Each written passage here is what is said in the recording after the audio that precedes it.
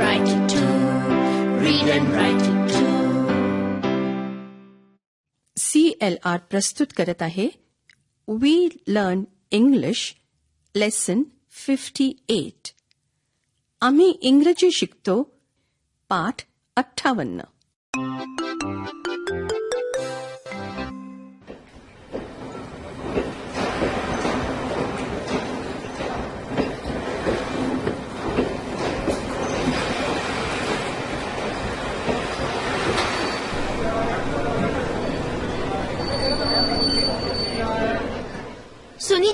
सुनीता मावशी, स्टेशन आलं.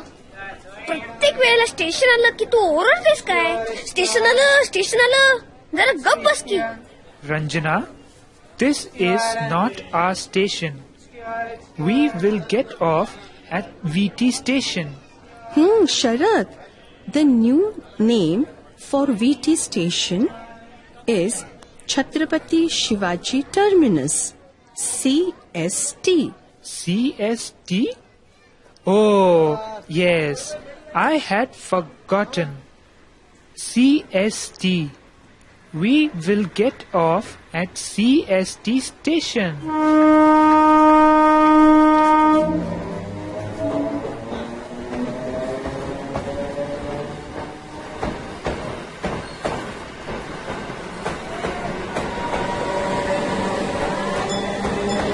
ऐकणाऱ्यांनो, तुम्हाला कळलंच असेल की रंजना, संतोष, शरददादा आणि मी मुंबईत एका लोकल ट्रेनमध्ये बसलो आहोत. आम्ही इथे एका लग्नाला आलो होतो. आज आम्ही वडगावला परत जाणार आहोत. पण वडगावची गाडी पकडण्याआधी सर्वांना मुंबईचा बाजार बघण्याची खूप उत्सुकता आहे.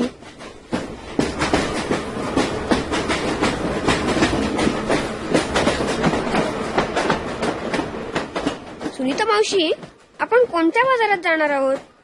We will go to Crawford market. I will buy earrings. I will buy a T-shirt. Sunita Maushi, I will not come to Crawford Market with you. I will go to my aunt's house. Sunita मावशी, शरद दादा नाही येणार. तो त्याच्या मावशीकडे जाणार आहे. मग तो वडगावला परत कसा येईल? Don't worry, Ranjana. I will meet you outside Crawford Market. पण हा शरद दादा इतका विसरभोळा आहे की आपल्याला क्रॉफर्ड मार्केटच्या बाहेर भेटायच्या ऐवजी तो परत वडगावला जाऊन तिथल्या बाजारात उभा राहील आपली वाट बघत.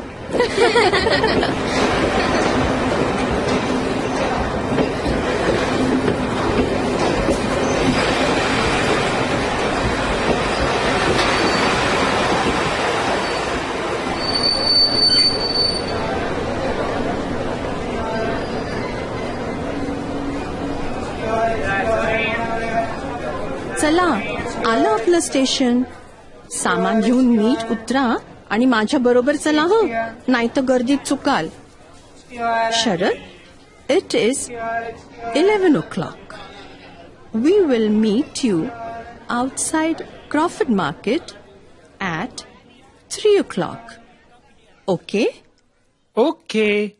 I will stand outside the fruit market at 3 o'clock. See you. Bye Sharad दादा. See you. मित्रमैत्रिणींनो, शरद दादा कुठे आणि किती वाजता भेटणार आहे आम्हाला? तुमच्या टीचरना सांगा बरं.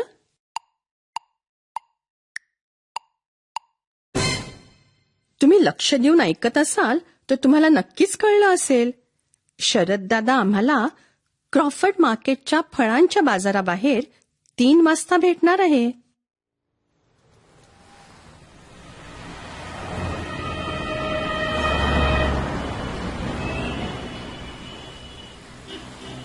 Okay, Ranjana, Santosh, let's go into this shop. I want to buy some cloth. पण माझा प्रश्न असा आहे, तुम्ही आम्हाला शिकवलं होतं की कपड्यांना क्लोज म्हणतात. मग आता हे क्लॉथ म्हणजे काय? Clothes म्हणजे कपडे, क्लॉथ म्हणजे कापड. मला गुलाबी रंगाचं कापड घ्यायचंय. ए संतोष, दुकानाला शॉप म्हणतात तर दुकानदाराला काय म्हणतात? Shopkeeper. Shopkeeper. How much does that pink cloth cost? काय स्टाईल मारते. अरे वा, English. I speak English.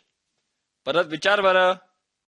Uncle, how much does that pink cloth cost?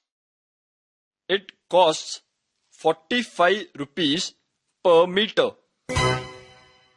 मित्रमैत्रिणींनो, तुम्हाला हा प्रश्न आणि त्याचं उत्तर कळलं का? रंजनानी गुलाबी कापडाची किंमत विचारली आणि दुकानदारांनी उत्तर दिलं. पुन्हा ऐका हं. How much does that pink cloth cost? It cost 45 rupees per meter. आणि त्या दुसऱ्या कापडाची काय किंमत? ते गुलाबी फुलांचं कापड. ते 80 रुपये मीटर आहे. मग हेच द्या, 45 रुपये मीटरवालं. 4 मीटर द्या. 4 मीटरचे 180 रुपये द्यायचे. How many T shirts do you want, Santosh? Uncle, how much does a T shirt cost? हा 100 रुपयाचा, हा 220चा, हा 350 रुपयाचा. Very cheap. Cheap? That's not cheap, that's costly. मित्रमैत्रिणींनो, हे 2 नवीन शब्द आहेत नाही का? चीप म्हणजे स्वस्त, कॉस्टली म्हणजे महाग. तुम्ही म्हणा चीप, कॉस्टली. अजिबात महाग नाही. काय झक्कास टी शर्ट आहे बघा. बघा तर खरं. नाही, याच्याहून स्वस्त दाखवा. Look at this brown t-shirt, Santosh. It costs only 62 rupees. हां, चालेल. हा छान आहे. आणि 62 रुपये म्हणजे स्वस्त आहे. It is cheap. Okay, buy this brown T shirt. आणि आईने सांगितलंय दुकानाची पावती घेऊन ये. बरं, हे घे तुझं बिल. आणि हे तुमचं बिल, ताई. चला आता माझ्यासाठी इयरिंग्स घेऊया. I want a pair of earrings and 4 bangles. हो, चल पटकन घेऊ आणि मग आपण एका हॉटेलमध्ये जेऊया. हो, चालेल. 3 वाजता शरद दादाला भेटायचंय ना. मग चला पटकन आवरा खरेदी. मित्रमैत्रिणींनो, पाठाच्या या भागात नवीन शिकलेले इंग्रजी शब्द आणि वाक्य पुन्हा ऐकायला मिळतील. शिक्षकांनी यांची आपल्या वहीत नोंद केल्यास पाठानंतर सराव करायला सोपं वाटेल. मुलांनो, नीट लक्ष देऊन ऐका हं. नंतर तुम्हाला असंच बोलायचं आहे, पण आता फक्त ऐका. How much does this book cost? It costs 25 rupees. How much did this notebook cost? It cost 8 rupees. This cloth costs 30 rupees per meter. Shop. म्हणजे दुकान. Shopkeeper. म्हणजे दुकानदार. Money. म्हणजे पैसे.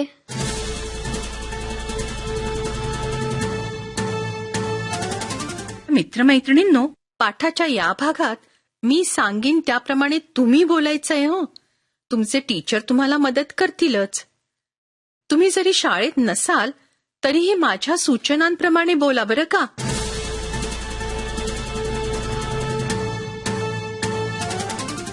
मित्रमैत्रिणींनो, आज आपण वस्तूंच्या किमतीबद्दल प्रश्न विचारण्याचा आणि उत्तर देण्याचा सराव करूया. एखाद्या पुस्तकाची किंमत विचारायची असेल तर प्रश्न असा विचारायचा, how much does this book cost? म्हणजे ह्या पुस्तकाची किंमत किती आहे? आधी प्रश्न म्हणण्याचा सराव करूया. नीट ऐका आणि मग म्हणा, how much does this book cost?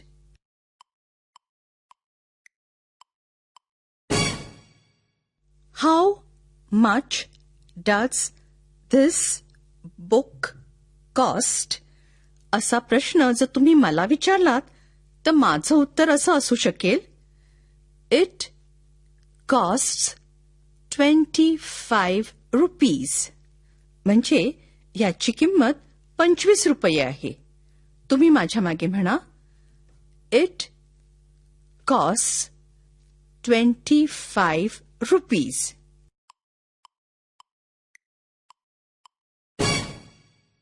एक लक्षात घ्या, how much does this book cost? हा जो प्रश्न आपण विचारायला शिकलो तो होता वर्तमान काळातला. कळलं ना? आता असाच प्रश्न भूतकाळात कसा विचारायचा ते ऐकू आणि त्याचा सराव करूया. समजा तुम्ही काल वही विकत घेतली. मग मी विचारीन, ह्या वहीची किंमत किती होती? इंग्रजीत असं विचारीन, how much did this notebook cost? लक्षात आलं? तुम्ही हाच प्रश्न माझ्यानंतर म्हणा, how much did this notebook cost?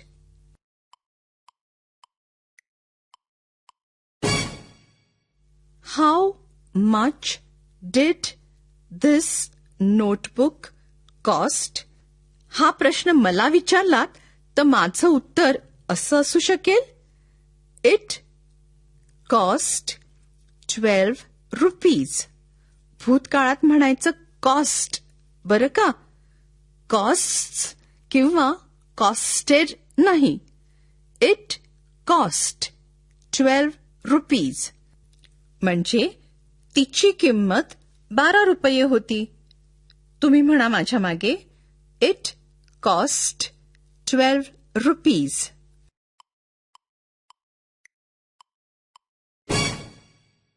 Good.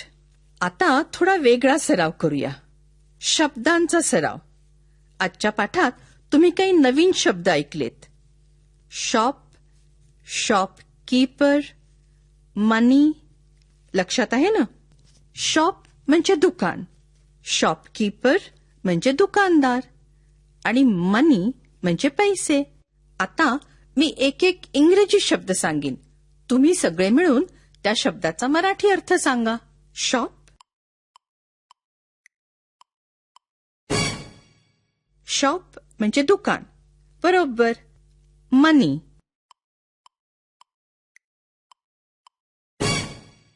शाबास. मनी म्हणजे पैसे. शॉपकीपर,